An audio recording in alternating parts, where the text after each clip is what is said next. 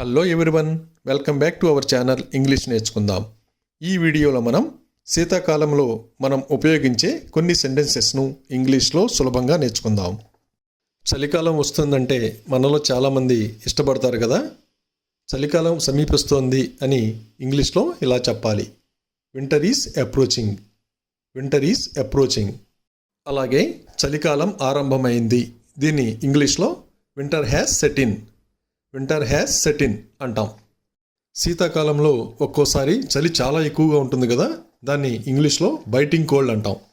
ఉదాహరణకు, ఇక్కడ చలి విపరీతంగా ఉంది, దీన్ని ఇంగ్లీష్లో it's biting cold here. It's biting cold here అంటాం.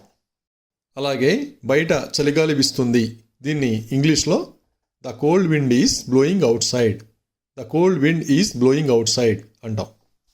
శీతాకాలంలో చలి తీవ్రతకి మన చేతులు ముద్దుబారిపోతాయి కదా, అలా ముద్దుబారడాన్ని ఇంగ్లీష్లో నంబ్ అంటాం.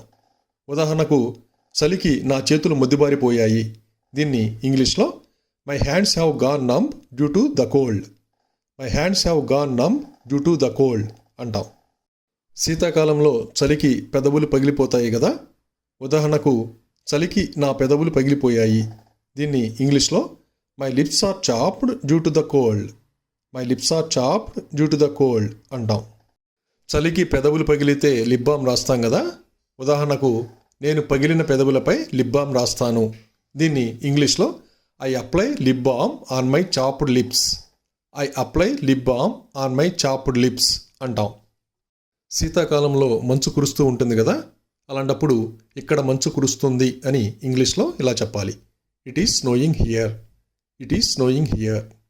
అలాగే ఈరోజు పొగమంచు ఉంది, దీన్ని ఇంగ్లీష్లో it is foggy today. It is foggy today అంటాం. శీతాకాలంలో ఒక్కోసారి దట్టమైన పొగమంచు ఆవరిస్తుంది కదా, ఉదాహరణకు, దట్టమైన పొగమంచు స్టేడియంను ఆవరించింది, దీన్ని ఇంగ్లీష్లో dense fog enveloped the stadium. Dense fog enveloped the stadium అంటాం.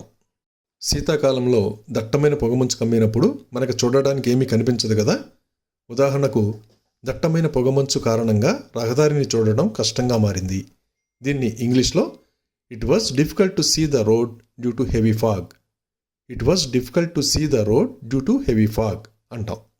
చలి చాలా ఎక్కువగా ఉన్నప్పుడు మనం వణుకుతాం కదా, వణకడాన్ని ఇంగ్లీష్లో షివరింగ్ అంటాం.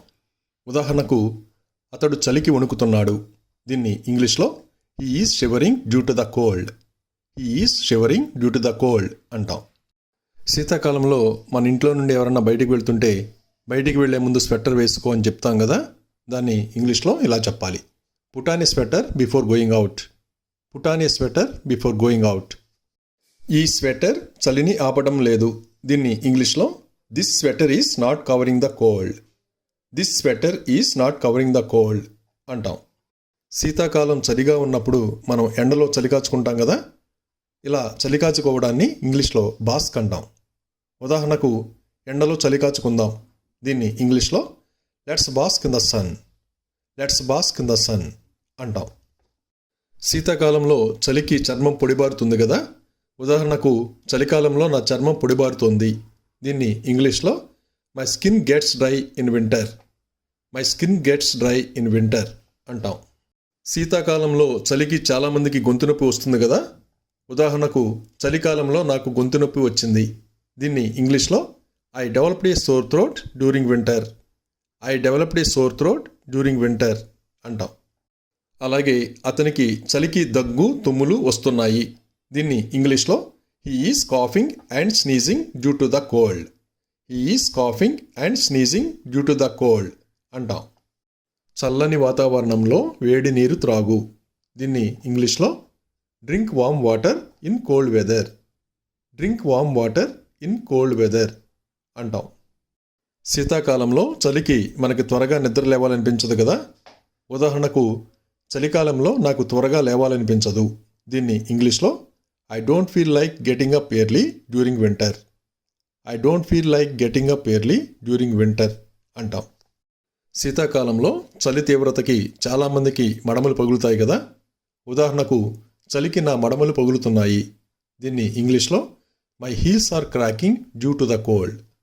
My heels are cracking due to the cold అంటాం. శీతాకాలంలో చలికి బైక్ నడపడం కష్టంగా ఉంటుంది కదా, దాన్ని ఇంగ్లీష్లో ఇలా చెప్పాలి. It is difficult to ride the bike in winter.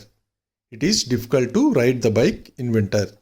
శీతాకాలంలో ఉదయాన్నే మనం చూస్తే చెట్ల ఆకుల మీద పచ్చగడ్డి మీద మంచు బిందువులు కనిపిస్తాయి కదా, మంచు బిందువులని ఇంగ్లీష్లో డ్యూ డ్రాప్స్ అంటాం.